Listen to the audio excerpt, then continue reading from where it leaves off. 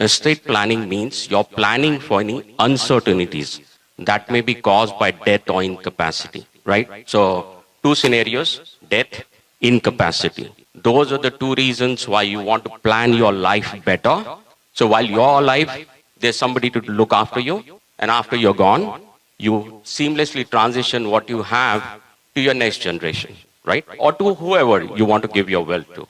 A few misnomers. The word estate planning many times bothers me because I think it conveys the wrong impression. It conveys the fact that it's only about an estate, about assets, right? And somehow it conveys the impression that you got to be rich. You have to have a house or you have to have a certain million or a multi-million dollar wealth. No, that's not true. Estate planning is much more than about your assets. It's about you. Remember, your biggest asset is also you as your physical body, your children, right? Now, when we talk of estate planning, think of it as three verticals. First vertical, distribution of your assets after your death to your beneficiaries without it going through a court process. You want to distribute your wealth privately. When it goes through a court, that court process is called probate. Number of downsides to probate, and we'll discuss that in a minute. So, number one, transition wealth seamlessly to your next generation. Second, if you're parents of minor children, which means any child under 18 years of age, you want to ensure that if something happens to you as parents, either you're in a hospital or a medical condition, a lot of it happened during COVID especially, and or unfortunately you pass away and they're under 18, unlike India, in this country, your children will end up in foster care. And that's not what you want to do, right? Even if you have an adult family member at home, let's say your grandparents or your parents are there, which means the grandparents for the children, or an adult sibling, they cannot take care of them. The child will still end up in foster care. So number two, setting up guardianship, right? Number three is taking care of your own self. By that I mean, if you are medically unfit, mentally incapacity, right? Due to any reason, you go in a coma, vegetative state, or general mental imbalance due to health issues, then during your incapacity, you want to ensure that there are people who can access your financial and medical information and be able to make your financial and medical decisions. Surprisingly, a lot of people don't know this, especially amongst Indians, because we assume that what happens in India happens here. Unlike India, where we all know that not only our families but relatives, many times even neighbors and friends can make our decisions. In the US, even your spouse can't make your decisions without legal authorization. Forget making decisions, the spouse can't even access your information. Okay? So when we talk of estate planning, think of all these scenarios. Will it impact you? Of course it's going to impact you. Do you need to be rich? No, you don't need to be rich, right? Another very important distinction that I would like to draw, which again is, I guess, very relevant, especially for this audience, but for any immigrant for that matter.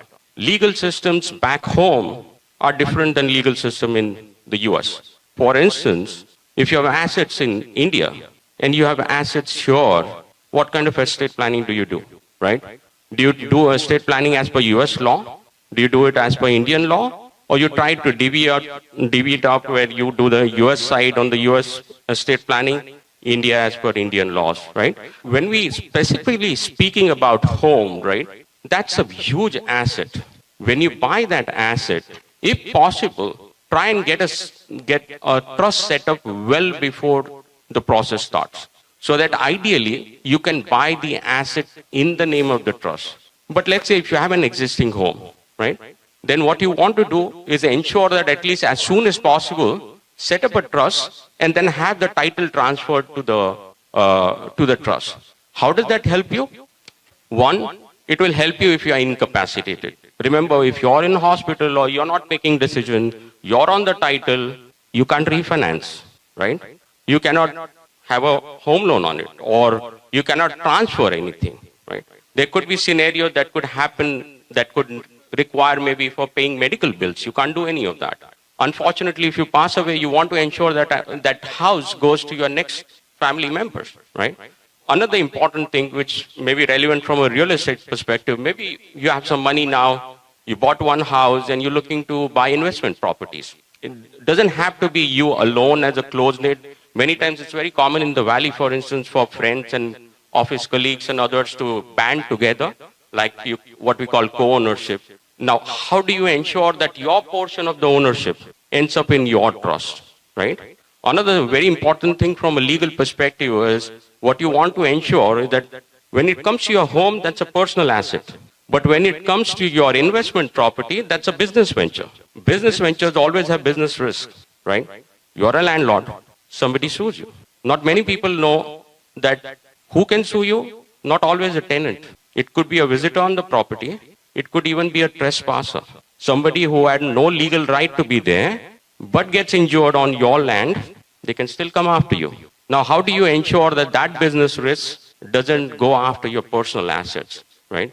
So what we create is what are called rental LLCs, right? So those are another flavors that one should think when we buy real estate.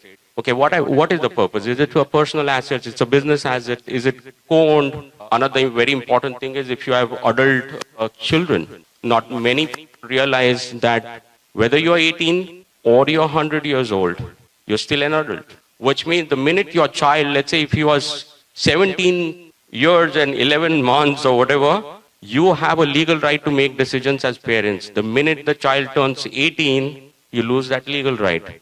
Oddly enough, that child will have to create their own legal paperwork to authorize you as parents to make their decisions should something happen to them. How many Indians know that? When you set up a trust, you have three stakeholders. First one is the creator of the trust. If you're married couples, you typically set up a joint trust because most married couples, their goals are aligned in terms of how you hold your assets during your lifetime and how you want to distribute those after your death, right? So creator. Second are the recipients, what in legal parlance we call beneficiaries, people who are going to receive your wealth. And need not be individuals, it can be charities also, right? For most people, that's your immediate family, but you would think beyond your immediate family could be extended. Parents, siblings, uncles, aunts, nephews, nieces, could be strangers also, and could be charities also, right? That's the second. Third is the managers. For trust, that logical person is a trustee, right? Now, when it comes to beneficiaries, they can be anywhere in the world, they can be any age. That's why your minor children, whether they are in the US or India, or your minor relatives could be beneficiaries. When it comes to management, management requires legal capacity, which means 18 and above, right? So purely from a beneficiary perspective, there's no issue. You can designate anyone. When it comes to management, unfortunately, the way it works, if you think of the three verticals, for a trust, because this trust that we set up is a US trust, so you need to have US managers or what are called US persons, which means anybody who's in the US. If not, your trust will become a foreign trust, and the IRS has very stringent regulations about regulating a foreign trust, because the last thing IRS wants is those assets end up outside the US without payment of due taxes to the US government. So to answer your question, beneficiary is no issue, but maybe you may have been sort of thinking about managers also, which is trustees. Those trustees will need to be in the US. Now, we work with several clients who have fresh H-1Bs, for instance, who don't have friends or families here. What my general guidance to the clients is, see, most people set up what is called a revocable living trust, which means it's malleable during your lifetime. Do whatever best you can given your current limitation. Don't wait for a perfect solution. Just like when you buy a house, you don't look for the perfect house. You buy based on your requirements, whatever you can afford, and then you go and buy another one if you prefer, right? Same way with the revocable living trust, set it up with whatever best solution you can come up with today, and you can always re-vector it a few years later. Maybe you now have more relatives or friends or other things. India, as we know, is a unified legal system, right? One set of laws typically govern throughout India. In the US, think of every state as a separate nation for legal purposes. California has its own laws, Nevada has its own laws, Texas has its own laws. Estate planning is just like the federal political structure here is a state subject, which means me as a California licensed attorney, I can only represent California residents in their estate planning. You can have assets anywhere in the world or anywhere. You can have investment properties outside California, that is fine. What your residency is what matters. Now, typically, general rule of thumb, never mix cross-border assets, right? There will always be tax and other implications, do set up your US assets to go under a US estate plan, which means a US trust. Indian assets do as per Indian law. And generally, most people would be aware because, many of us saw movies, etc., where we saw the wasiyat and the wakil comes and, opens on the deathbed, etc. So in India, it's a will that generally you use. In the US, it's a trust that is used. Why? Because if you only have a will in the US, it will end up in probate, it will end up in court. By the way, not many people realize the probate costs are a percentage of the gross value of your assets. Gross means it doesn't matter how much mortgage you have on the property. Let's say you bought a house for $1 million, worth $1 million in the market value. You have a 600K loan on it at the time of your death. You think your net is the 400. That's not how the government thinks. Like all governments, they want a better stake of your pie. They think 1 million is the value of your asset. So we are going to tax you based on 1 million. Even the courts will charge you fees based on 1 million, not on 400,000. And the fees are percentage starts at 4%, tapers down to 0.5% in slabs. On the first $1 million of your estate, probate cost itself will be $46,000, right? Now think of it, $46,000, what do you want to spend? And with our prices here in the Bay Area, everybody is a millionaire here when it comes to gross assets. If you have a house, no brainer. Even if you don't have a house, most people, if you are working couples, would have a good chunk of assets, right? So the question is how to manage private company stock through a trust. Now it depends what kind of a private company is it. Is it something that you set up, like your own startup contribution, or is it you're working at a startup, right? Either way, private companies don't issue stocks through a brokerage account, which means it's directly issued to you. Concept is the same. It doesn't matter whatever assets you own, they should ideally be held by your trust, because anything that is outside of the trust is subject to probate, which means it's subject to the cost, subject to the timeline and the stress, etc. Typical pattern for stocks is to have an assignment of the legal ownership. Assignment is just a legal terminology or jargon, which basically nothing means that the ownership of that asset or the underlying stock here is owned by your trust. Now the revocable living trust, simple term, think of it as your shadow. Like any shadow, it doesn't have an existence while you are alive. The minute you pass away, it begins the existence of its own. Why it's critical? Operationally, it doesn't change anything. Okay? But on the flip side, it also doesn't mean that if you put things in the trust, you are somehow you're now secure, right, for any personal damages, etc. So stick to estate taxes. What does estate tax mean? Tax that your estate, nothing but your wealth, will pay after your death. Many people call it death tax also, right? Now in the US, the way it works, if you're a US citizen, estate tax federal exemption limit is extremely high. Currently, it's at about 25 million, north of $25 million, which means you need to have assets, and that's a combined for husband and wife, but half of that for an individual, at least a $12+ million estate before you have to worry about estate tax planning, right?